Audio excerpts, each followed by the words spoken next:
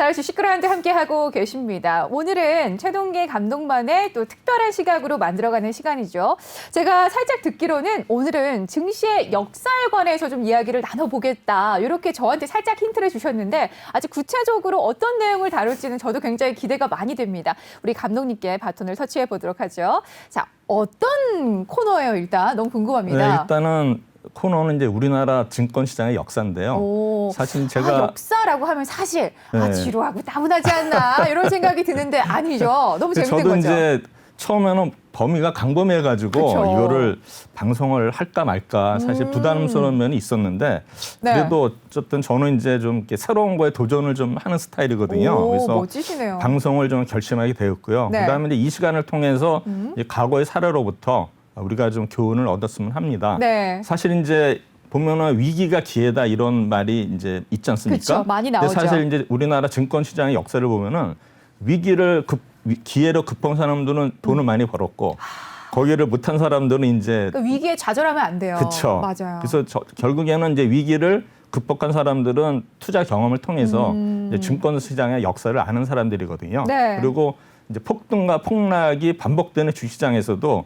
어떤 법칙이라든가 공통점이 있습니다. 그래서 맞아요. 이제 그거를 이제 이 시간에 한번 보면서 네. 제가 한번 그 우리나라의 역사는 사실 거창하지만 네. 사실 우리나라 보면은 뭐 중국이다 일본이다 보면은 그 젊은 학생들이 역사 공부를 안 해가지고 막 나중에 좀 이렇게 저 성인이 돼서도 네. 어떤 정체성 이런 문제가 있는데 네. 마찬가지로 주식 투자하시는 분들이 네. 우리나라의 어떤 주식시장을 역사를 모르고서는 좀 얘기하기 곤란하지 않을까 해서 제가 간단하마 제가 이 시간을 통해서 설명을 드리도록 하겠습니다. 맞아요. 역사를 알면 그 거래를 함에 있어서 좀 깊이가 다르지 않을까라는 생각이 듭니다. 우리가 그냥 단순히 주식을 사고팔고의 개념으로 많이들 생각하시는데 네. 사고팔고의 개념도 있지만 물론 그게 가장 중요하긴 하지만 내가 어떤 생각을 가지고 주식 거래를 하냐가 굉장히 중요하기 때문에 오늘은 역사에 대해서 좀 짚어보는 시간 가져보도록 하겠습니다.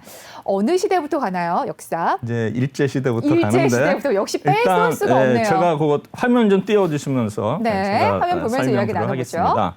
이제 1896년이면은 지금 뭐 100년 전의 일인데 오. 이제 우리나라의 최초의 그 주식시장이 네. 주식시장보다 선물시장이 있어요. 지금 아, 선물? 네, 오. 그러니까는 굉장히 앞섰던 거죠. 그러네요. 그렇죠. 우리나라 선물시장이 도입된 게 거의 90년대 아마 후반 초반에 제가 알고 있거든요. 정확한 기억은 안 나는데 네. 그러면 거의 이제 100년 전에 우리나라에 이미 선물 시장이 있었던 거예요. 대단하네요, 진짜. 물론 이제 뭐 주식이 아닌 네. 그 저거 보면은 이제 인천에 1890년 5월에 인천의 미드 거래소. 그래서 미는 쌀미 짜고 그다음에 이제 콩도 짠데 네. 오늘날의 그 선물 시장과 비슷한 구조였습니다. 그래서 쌀이나 콩이나 네. 그다음에 명태, 석유, 방독사, 목화 네. 그래서 이제 이렇게 거래가 되다가 나중에는 이제 점차 쌀이 주가 된 그런 시장이 되었습니다. 이때는 이게 가장 중요했으니까요. 그렇죠. 근데 이제 사실 보면은 이때는 이제 우리나라가 이제 1910년에 한일 합병이 되면서 이제 식민지였지 않습니까? 네, 그랬죠. 그래서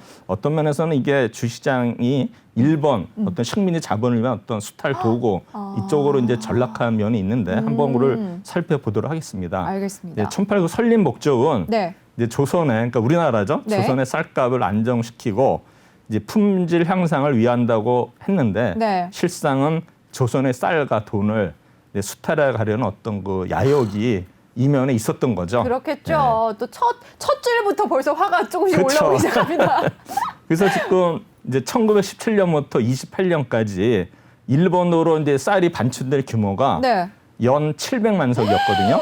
그러면 이제 한 석이 보통 이제 160kg면 쌀 2가마예요. 네. 근데 우리나라 그때 쌀 생산량이 연간 1,400만 석이니까 어떻게 돼요? 반절을 절반을 가져간 거예요. 어머, 자기네들 뭐 했다고요? 그렇죠. 어머. 그러니까는 이제 그만큼 우리나라 이 국민들이 네. 이제 굶주렸겠죠. 그렇죠. 저는 이걸 보면서 저도 과연 이렇게 했나 이제 저도 의아했는데 네. 이거는 사실이더라고요. 그래서 쌀을 이제 거의 이런 선물 시장을 통해서 이제 가져간 거예요. 네. 이거를 이제 우리가 알아야 돼. 근데 그때는 보면은 또 청산 거래였어요. 실물 거래가 아니라 청산 거래니까 뭐예요?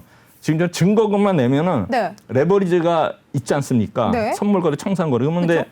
지금도 선물 거래가 보통 이제 15% 정도로 되는데 네. 그때는 레버리지가 증거는 10%예요.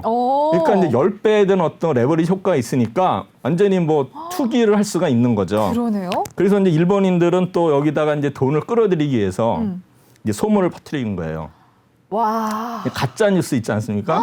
그때도 통한 거예요. 우리가 뭐 찌라시라는 말을 쓰면 안 되지만 그쵸. 여기가 뭐 예, 시초가 예. 된 것 같은 그런 느낌이 그래서 드네요. 이제 미도 투기로 해서 큰 돈을 버는 사람들이 많다. 오. 그 소문을 퍼뜨리니까 네. 이제 지방의 뭐 전국의 지주라든가 그러겠죠. 지방 너나 할 거 없이 다 부호들이 참여했겠죠. 또 인천으로 몰린 거예요. 그러니까 제대로 된 정보를 또 그쵸. 얻을 수가 없으니까. 그리고 보면 이제 우리나라 역사를 보면 이제 인천이 개항이 빨랐지 않습니까? 맞아요. 그러니까 이제 그쪽으로 이제 뭔가 서양 문물도 들어오고 하니까 이제 뭐 새로운 어떤 상품을 가지고 이제 돈 많은 사람들이 네. 거기에 몰린 거죠. 오. 근데 아시다시피 뭐 선물 이런 게 굉장히 위험하지 않습니까? 그렇죠? 사실 위험 부담이 크죠. 그래가지고 이제 결국에는 어떻게 돼요? 이제 인천으로 몰리면서 이러한 지주라든가 지방 보호들이 이제 패가 망신을 하게 된 거죠. 그래서 결국은 이런 투기 바람이 이제 강풍으로 이어졌거든요. 네. 그래가지고 여기 이제 어떤 거기 말이 있지만은 농가밭은 동양척식 주식회사, 동양척식 주식회사 아시죠? 이거 유명하죠. 그쵸. 아우. 거기 전부 뺏긴 거예요.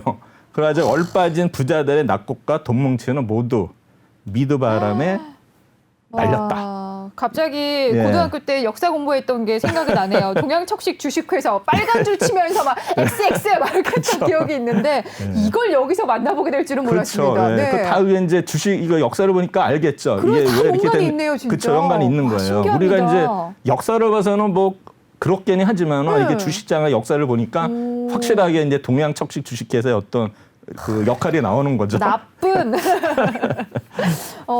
그래서 요거를 뭐 시작으로 해서 뭐 또 예. 다른 게 있을까요? 그럼 이제 우리나라 최초의 주식회사가 네. 이제 조선은행이라고 이것도 아. 1896년에 설립이 됐습니다. 네. 그래서 그 이후에 이제 1898년에 부하철도회사, 99년에는 대한천일은행, 대한철도회사, 1906년에는 한성농공은행, 그 다음에 동양척식 주식회사 이제 1908년도에 네. 설립이 됩니다. 그리고 이제 대부분의 이런 회사들은 이제 모집 설립인데 이제 최초에 이제 우리 한국은행, 네. 한국은행이 1909년에 이제 설립이 됐는데 총 그 발행 주수가 10만 주였거든요. 10만 주를 발행했는데 네. 우리나라 정부가 3만 주. 그다음에 이제 왕실이 내장원이 1,000주, 그다음에 일본 왕실이 1,000주에 우선 배정을 하고 나머지 6만 8천 주를 이제 민간 공모를 한 거죠. 그러니까 옛날에도 벌써 우리는 100년 전에 네. 공모주가 있었던 거예요. 너무 신기하네요. 그렇죠. 이때 이런 게 있었다니. 근데 연간 배당률이 6%니까 인기가 좋았는데 배당률 되게 높네요. 6%였어요. 되게 좋네요. 그럼 이제 민간들이 막 6%니까 몰렸을 텐데 네. 그러면 이제 우리나라 정부가 3만 주니까 어떤 면에서는 이제 대주주의 역할을 할 수 있는데 실제로는 그게 아니었어요. 또 뒤에서. 민간 공모를 하는데 네. 우리나라 보면은 이제 어떻게 돼요? 주주가 211명밖에 안 되고 그 다음에 189명 한 주밖에 안 됐으니까. 네, 그러면 거의 힘이 뭐 없죠? 200주, 1000주도 안 되는 거거든요. 그러네요. 결국은 전부 다 누가 가져갔느냐? 한국에 있던 그 일본인들, 또 그러니까 제한 일본이에요? 일본인들 다 가져간 거죠. 어. 그래서 이때만 해도 경쟁률이 청약 경쟁 5대 1이 넘었답니다. 와. 그만큼 인기가 있었던 거죠. 예. 그래서 결국에는 이제 1910년에 이제 1년 후에 이제 한일 합병 이후에 이런 조선은행으로 명칭이 바뀌면서 결국에는 네. 모든 권한이 이제 조선 청구독보로 이제 기속이 됐다. 네. 이게 이제 역사에 나오는 겁니다. 아, 진짜 이 역사를 짚어보면서 계속 뭐 일본에 대한 이야기만 나오니까 예. 참 빨리 요걸 털어버리고 싶다라는 생각이 드는데 뭐 근데 계속해서 나오는 것 같아요. 그렇죠? 네, 그래서 이제 우리나라 최초의 주식 거래 시장이 네. 경성 주식 현물 거래소입니다. 근데 사실 이제 경성이라면 이제 서울이죠. 그쵸. 경성 현물 거래소인데 이게 이제 1920년 5월에 개설이 됐습니다. 그래서 실물 거래와 이제 청산 거래를 동시에 했는데 주로 이제 도쿄 거래소와 오사카 거래소에 상장 주식을 거래를 했습니다. 근데 그때도 이제 우리나라에 큰 손이 있었습니다. 아, 역시. 예, 뭐 이영주라는 사람하고 이제 김응룡이라는 사람이 이제 있었는데 네. 이영주라는 사람은 또 그 매일 신보에 주식론을 연재를 하면서 오. 교육을 했어요. 신문으로 주식에 국민들 대해서. 대상으로. 예. 그리고 이제 또 거래소가 개설이 되니까 이제 증권사도 나왔겠죠. 그래서 네. 보면은 이제 동아증권의 조준호 사장하고 금익증권의 강익하 사장 이런 사람들이 이제 그 증권사를 만들면서 돈을 많이 벌었다 이런 게 나오는데 사실 이런 증권 거래소라도 이제 뭐 활발히 거래하다가 네. 이제 1923년에 우리 아는 이제 간동 대지진 아시죠? 그쵸. 그 일어났고 그다음에 네. 27년에 금융공황, 그다음에 29년에 세계 대공황으로 해서 이제 거래소 자체가 좀 이렇게 패닉에 활발해, 빠졌죠. 그렇죠. 좀 이제 그 거래가 활발지 않은 이런 상황이 됐습니다. 네. 그다음에 이제 그 이후에 이제 우리나라의 이제 근대 증권 거래소는 1932년에 조선 추인소라고 이제 개설이 됐습니다. 그래서 그거는 이제 부서가 미두부하고 이제 증권부인데 아까 미두부는 얘기를 했었죠. 네. 처음에 최초에 우리 그 인천 미두 시장이 있었는데 네. 그 이제 폐쇄가 되면서 대체한 게 이제 조선 치인소인데 이것도 마찬가지로 이제 주식회사 형태라는 거 주주를 모집을 했어요. 오. 그리고 이제 사옥이 이제 명동에 있었는데 사실 우리나라에 이제 그 이 자리에 원래 대한증권거래소가 오픈이 되는데 그게 이제 명동에요? 예, 1956년이었어요. 그래서 사실 보면은 명동이 원래 중심이었네요. 그렇죠. 명동이 주시면는데 여의도로 온 게 79년이니까 아. 그 전에는 이제 명동이 이제 주식시장의 메카였어요. 그랬겠네요. 그래서 명동에 뭐 사채업자 큰 손들이 생기는 게 다 그래서 거기 명동에 그렇죠. 있는 거예요? 네, 맞아요. 아, 왜 거기 명동에 털을 잡았나 그렇죠. 이런 생각을 했는데. 이게 이제 32년대 조선치즈 개설이 되면서 이제 해방이 되면서 폐쇄가 됐다가 1950년에 다시 그 자리에 우리나라 최초의 대한증권거래소가 오픈이 됐습니다. 그래서 한국은행도 거기 있는 거예요? 그렇죠. 명동 그 쪽에? 명동이 그래서 이제 이게 메카가 된 거예요. 예, 그래서 이제 증권거래소가 여의도로 1979년에 이전을 했는데 네. 사실 뭐 여의도 아시지만 지금은 완전히 뭐 천지개벽을 했죠. 옛날에는 그렇죠. 여의도가 뭔지 아세요? 예, 뭐 약간 못 사는 동네? 아니 이렇게? 비행장이 있어요. 비행장. 비행장이었어요. 그러니까 모래사장 비행장이었거든요. 거기가 지금 이렇게 된 거예요? 그렇죠. 와. 거기에 이제 거래소 들어오고 그렇게 이제 발전한 거죠. 여의도가. 아, 거기에 땅을 갖고 네, 있었어야 그러니까 여의도는 되는데. 원래 비행장이었어요. 땅을 가질 수가 없어요. 비행장이었기 때문에. 그랬군요. 근데 지금은 여의도가 완전히 이제 뭡니까 금융의 메카 아닙니까? 네, 그렇죠. 웬만한 뭐 감독원도 다 거기 있고 웬만한 뭐 맞아요. 모든 거래가 거기서 출신사라든가 이루어지죠. 증권사 다 거기 있어서 그쵸. 네. 이제 메카가 됐는데 일단 역사는 증권거래소가 지금 여의도에 있지만 네. 1979년까지는 명동에서 있었다. 그래서 이제 명동에 우리 뭐 큰손도 있고 뭐 장영자라는 뭐 이런 또 여기 이제 명동 사채 뭐 이런 것도 있는 게 다 역사가 있는 거예요. 아, 그 당시에 사채업체 하시는 분들 돈 진짜 많이 버셨잖아요. 그렇죠. 네, 뭐 돈을 주워 모았는데 역시 그러니까. 이제 돈은 있는 대로 가야 돼요. 증권시장에서 보면 있는 이제 대로 가야 돼요? 요새는 이제 강남으로 많이 모이는데. 아, 그게 이제 그 이유일까요? 네, 그래서 강남은 이제 오. 부동산 쪽에 이제 많이 오르고 있는데 일단은 그쵸. 예, 이런 주식시장도 보면은 뭐 증권사 지점도 마찬가지예요. 지점도 뭐 이런 강북을 무시하는 게 아니지만 네. 이제 비교를 했을 때는 이제 명동은 이제 좀 쇠퇴를 한 것 같고 이런 강남 쪽에 있는 이 증권사 지점들이 그래도 좀 수익을 많이 창출하는 이렇게 이제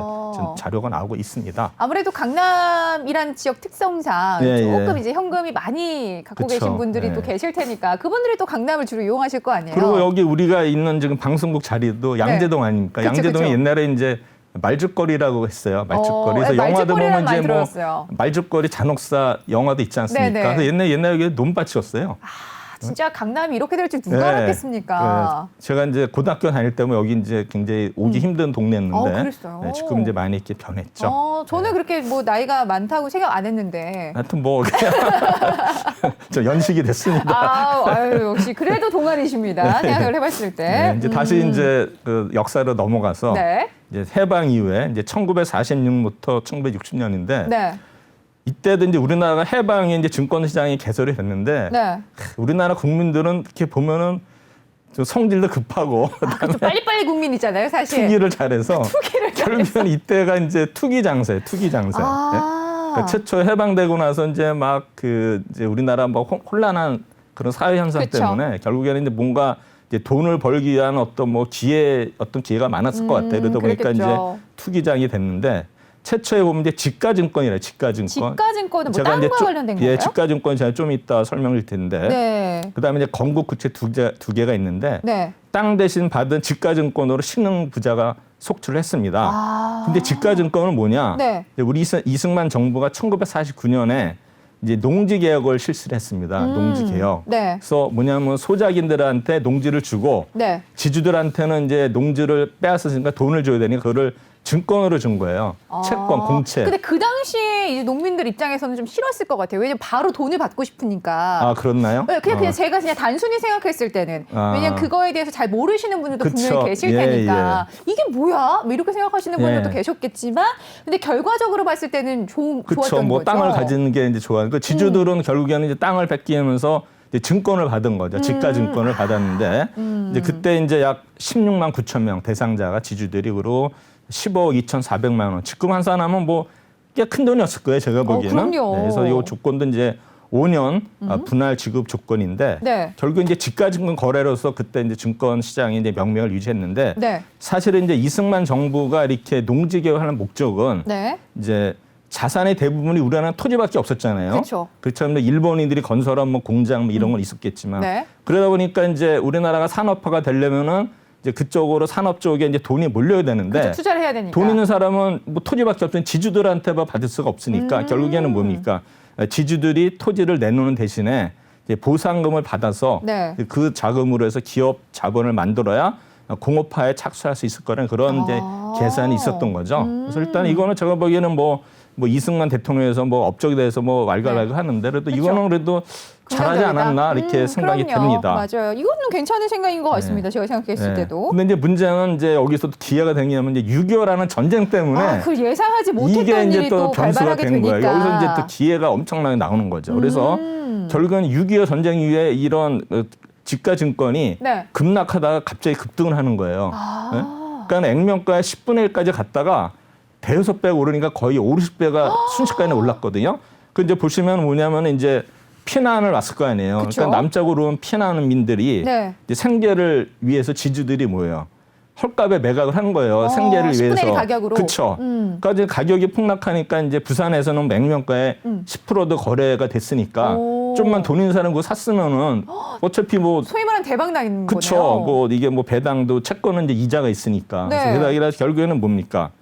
나중에 이제 이거를 어떤 조치 때문에 됐냐면 이제 전쟁 말기에 네. 그때 말했는데 미군 군정이 좀 이따 나오는데 이제 우리나라 일본이 소유의 재산이라든가 우리나라 모든 재산을 군정에서 관리를 했거든요. 네. 그래가지고 이제 우리나라의 그 이승만 정부가 이러한 그 액면 금액의 전액을 지가증 전액을 뭐냐면 일본인 기속 재산 불화대금으로 인정을 해버렸어요. 그러니까 이제 이 채권 가지고 일본인이 가지고 있는 그 기속 재산이 있어요. 공장이라든가 이런 거를 네. 지가증권을 통해서 살 수가 있는 거예요. 불화받을 수 있는 거죠. 그런 조치가 하면서 갑자기 단기간에 5, 6배가 오른 거죠. 와. 5, 6배. 그러다 보니까 어떻게 돼요?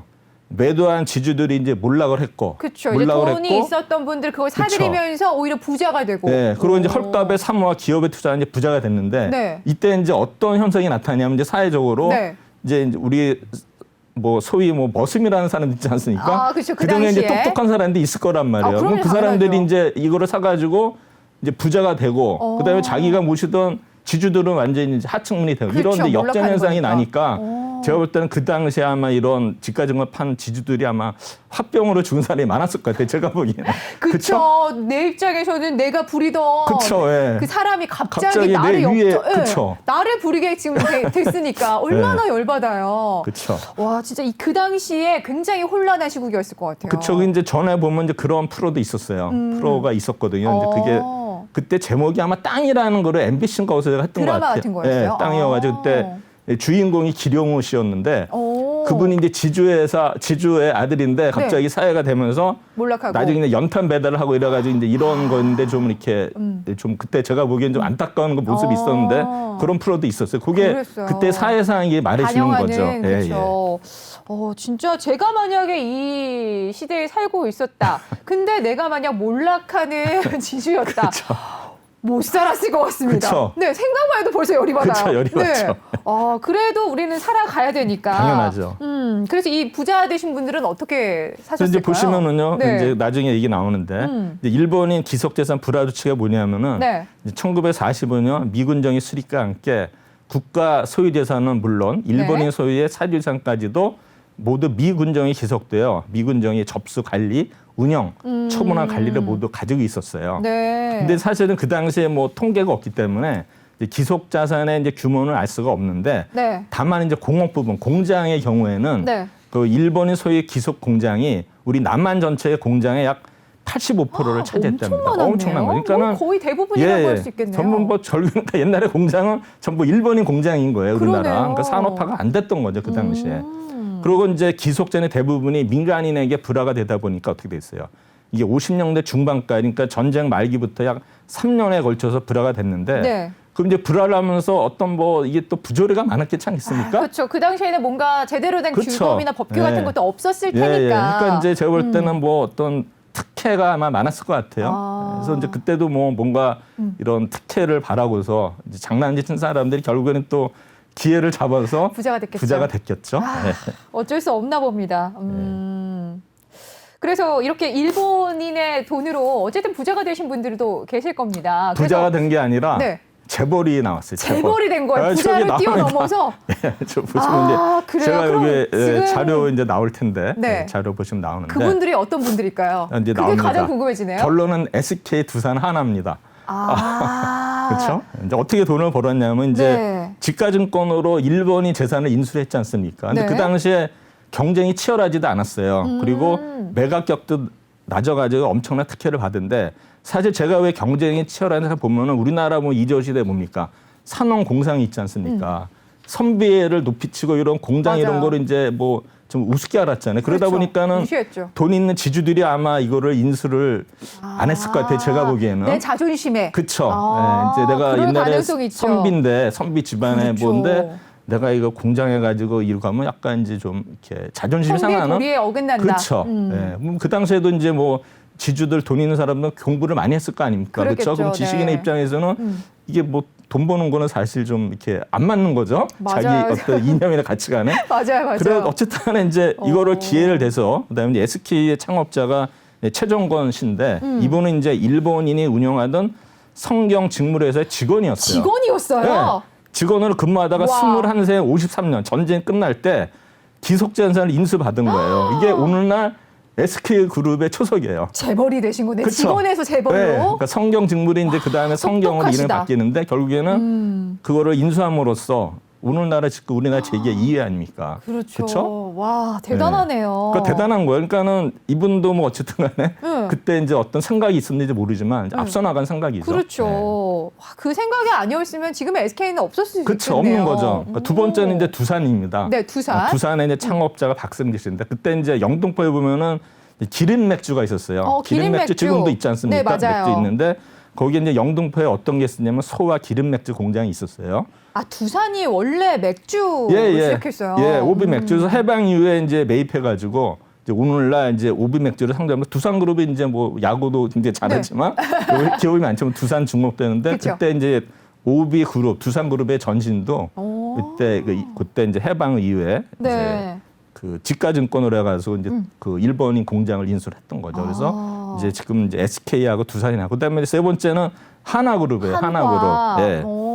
하나그룹 뭐냐면 이제 김종희 회장인데 네. 이제 일본이 소유의 조선화약 공판 직원으로 일하다가 역시 53년에 회사를 매입을 했어요. 이분도 직원이셨네요. 그렇죠. 오늘날 하나그룹 발판인데 옛날에 이제 한국화약해 가지고 이제 인천에 뭐 화약 공장 뭐 맞아요. 노래도 있지만 네. 어쨌든 간에 이분이 이제 그 직원들이 있다가 그걸 인수해 가지고 또 오늘날에 하나그룹도 뭐 재계 지금 6, 7이 하나요? 그렇죠. 10위 안에 들죠. 10위 안에 드는데 예.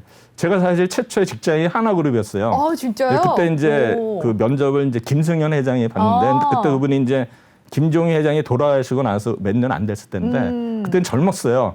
지금 이제 많이 이제 머리 넓게 들이셨는데 네. 그래서 제가 이제 하나그룹은 뭐 제가 첫 직장이었기 때문에 예, 이제 제가 그래도 좀 이제 역사를 보니까는 하나그룹도 이런 게 있었구나 이제 약간 알게 반갑다라는 됐습니다. 생각도 드시면서 네. 하나의 분위기는 어때요?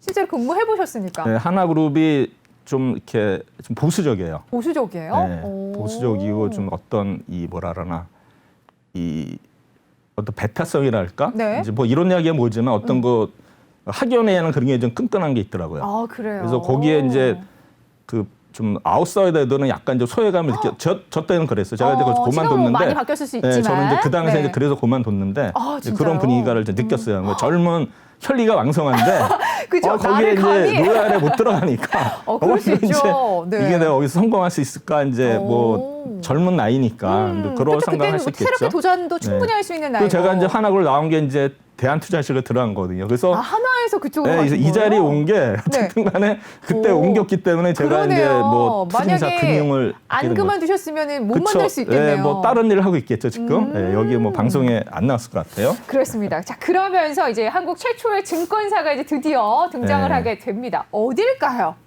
대한증권입니다. 대한증권. 네, 대한증권인데 없어졌어요. 없어졌는데 네. 이제 교보증권이 인수를 했어요. 대한증권을. 이게 아마 80년도인가 제가 기억 안 나는데 아마 네. 90년도일 거예요. 90년도 후반이나 그때 이제 네. 대한증권이 그 여의도의 그쪽 어디에 그 마을공과 자리에 있었는데 네. 이제 그 홍업빌딩 앞에 있었거든요. 네. 근데 그게 이제 교보증권이 인수를 했어요. 그게 아마 1990년대 후반 정도 되는 거로 아는데 그래서 교보증권 했고요. 결국 이제 정부가 나서가지고 네. 증권사 설립을 유도를 했어요. 아. 근데 이제 일반인들은 아까도 얘기했지만 증권 시장을 일제 잔재로 보는 부정적 인식이 많죠. 아까 미드 시장 얘기했지만 이제 뭐 많이 날렸잖아요. 그렇죠. 그리고 이제 그럼 또 생각 자체가 네. 안 좋을 수 그리고 있을 이제 것 같아요. 지가증권 해가지고 또 뭐 투기해가지고 또 막 그 신분 상승이 말도 안 되는 되니까 사람이 갑자기 재벌이 그러니까 되고 이제 하니까 전부 다 그분들 이제 입장에서. 보니까는 예, 이게 인식이 안 좋았어요. 그럴 그래서 수 보면 있죠. 이제 주식 투자하면은 패가 망신한다는 게 그게 거의 뭐 그래서 이게 여기서 나온 나온 말이에요. 거예요. 그게 이제 오랫동안 지속돼서 지금 보면 근데 우리 지금까지 그 얘기가 나오는 거예요. 그렇죠. 그래서 그게 지금 뭐 우리 지금 거의 70대 이상, 80대 되신 분들은 네. 굉장히 말렸어요 주식을. 왜 패가 망신한다. 바꿔대요 직접. 네? 맞아요. 뭐 옛날에 그래서, 지금 역사 보면 이제 명동 사채 파동서부터 뭐 건설업 하다가 자살하는 사람도 많고 네. 막 그거 뭐 그래서 주식을 패가 망신한다는데. 그래서 이제 뭐 할머니, 할아버지 뭐 이런 분들 뵈면 그쵸. 뭐 주식 얘기하면은 막 그냥 난색을 표하시면서 그쵸, 그게 무슨 그거예요. 주식을 하냐고 네. 막 이렇게 하시는 분들이 계신데 네, 맞습니다. 그 역사가 여기서 나오는 네. 거네요. 그래서 그게 이제 인식이 바뀌는 게 뭐 나중에 제가 설명드리겠지만 네. 그때 정부에서 국민주라고 포철하고 한국전력을 정부 지분을 우리 국민들한테 공모를 했어요. 그래요? 그래가지고 그때 인기가 엄청 있었어요. 뭐 한정, 뭐 포철 해가지고 이제 국민자 그때 다 수익이 났죠. 네. 그게 오늘날에 이제 포스코하고 이제 한국전력인데 오. 그때 이제 국민주로 시작이 된 거예요. 원래는 정부 지분이었던 게. 그때 이제 최초의 우리나라 국민주가 그래서 이제 포스코 한국전력인데 네. 이제 그거 모르신 분은 모를 거예요. 네, 뭐 저도 처음 들어봤어요. 모르죠. 와, 어떻게 그런 것까지 다 아세요? 신기하네요. 아니 그거 이제 제가 그때 다 세대에 전공하셨으니까. 있으니까 그렇죠. 저도 뭐 그때로 청약도 했고 그랬으니까 아는 거죠. 그래 당첨되셨어요? 청약하셔서? 그때는 거의 다 됐어요.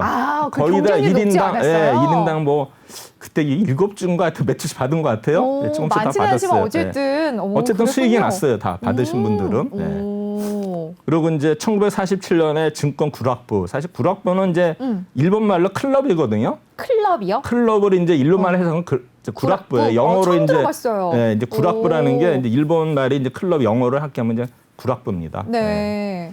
그다음에 이제 1949년 11월에 증권업 1호가 이제 대한증권, 네. 대한증권 아까 말씀드렸고요.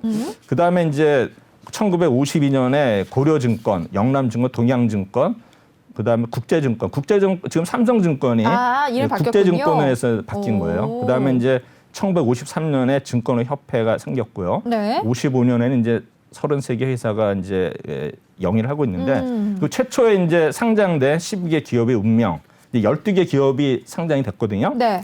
1호가 조은행은 이제 상장 폐지됐죠. 네. 신한은행이 흡수되고 그다음에 상업은행, 흥업은행도 마찬가지로 한빛은행이 된지 다시 우리은행을 흩어서 우리금융지주에서 편입이 됐죠. 그다음에 은행이 먼저 상장이 첫 번째가 됐네요. 예. 그다음에 저축은행은 제일은행 바꾼 지 스탠더드 차트은행에 인수되어 이제 2005년에 4월이 상장 폐지가 됐는데 지금 이제 우리 아까도 얘기했지만 70대, 80대인 분들이 그때 이제 은행을 많이 선호를 했거든요. 그렇죠. 은행은 이제 안정적인 예금되는데 그 이율도 높았잖아요.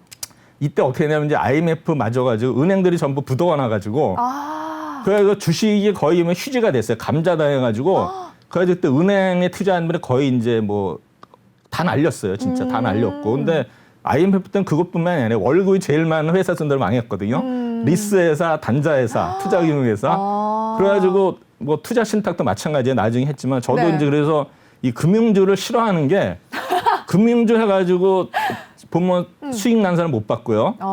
그리고 저도 이제 금융권에 있다 우리 사주 많이 받았거든요. 네. 우리 사주 받은 거 전부 다 날라갔어요. 그래요. 근데 금융주가 사실 좀 올해 특히 네. 되게 공모청약이 완전 붐이었잖아요. 그쵸, 그 예, 배당을 노리고 또 들어가시는 분들도 예. 계신데. 근데 그거 이제 역사를 아는 사람들은 금융주를 안 해. 저도 그래서 웬만해서 금융주 추천을 안 해요. 왜냐하면 그러세요? 이제 증권주라는 거는 이제 주가가 오르면 당연히 네. 오르거든요. 근데 그쵸, 저는 그쵸. 이제 뭐 이렇게 증권사 하도 망한 거 많이 봤고 그렇죠. 은행들도 다 내가 망한 직접 거를 봤고 경험을 했으니까. 그러니까 금융주는 이거 뭐 어떤 면에서는 이제 뭐 그 은행 예금이다 이렇게 생각을 했거든요. 배당 받는 건데 네. 그게 아니야. 아. 그러니까 이제 그렇다고 뭐 금융제가 뭐 삼성전자 이런 것처럼 뭐 20% 30% 오는 것도 아니니까 아예 그쵸, 금융주는 맞아요. 저는 추천을 안 해요. 아, 그냥 불안 요소가 많네요. 쳐다도 안 봐요 저는. 네. 저 우리 사주에서도 손해를 엄청 봤기 때문에. 그렇죠. 경험에서 우러나온 이야기이기 때문에 저희가 반박할 수는 없을 것 같습니다. 그다음에 이제 경성전기가 이제 한국전력으로 통합돼서 상장 폐지됐고요. 남성전. 네. 그다음에 조선운수도 이제 합병호 상장 60일 상장 폐지되는데 이게 이제 오는 날에 CJ 대한통운이 됐고요. 근데 경성방직은 경박이라는 거 지금도 있어요. 경방필이라고 해서 이제 영등포 있고 그다음에 대한해운공사는 한진해운 해가지고 근데 한진해운은 3년 전에 상장 폐지가 됐죠. 맞아요. 지금 좀 아쉽죠, 거기 한진해운. 그다음에 이제 조선공사는 지금 한진중공업으로 돼 있고요. 그다음에 이제 대한증권거래소는 한국증권거래소, 근데 연합증권금융은 한국증권금융인데 요 종목들이 74년에 상장 폐지가 되는데 네. 상장 폐지는 이를 제가 다음 시간에 얘기를 할 거예요. 아, 이게 왜냐하면 이제 여기도 투기가 불어가지고 네. 막 공매수 공매도 아 역시 투기가 문제예요. 그래가지고 이제 막 결제가 안 되는 거예요. 그리고 그때는 이제 당자 수표가 있는데 그게 막 부도가 나고 그다음에 막 공매수 공매도인데 물건 없이 공매를 하니까 결제가 안 돼. 그래가지고 막 난리가 나가지고 네. 그게 이제 정부에서 나서서 해가지고 그때 이제 손해 본 사람 많아요. 그래서 그 당시에 이제 그러면서 증권금융이 이제 폐지가 되면서 그때부터 네. 공매도가 없어졌어요.